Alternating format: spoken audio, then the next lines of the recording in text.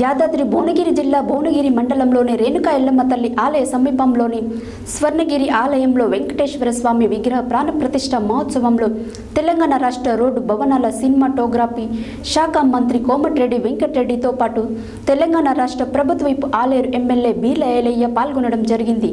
ఈ సందర్భంగా వారు మాట్లాడారు.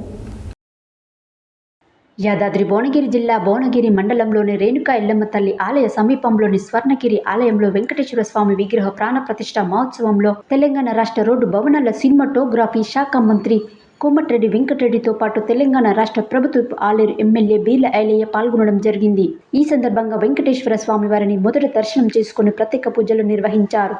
ఈ కార్యక్రమంలో నాయకులు, కార్యకర్తలు, అభిమానులు తదితరులు పాల్గొన్నారు.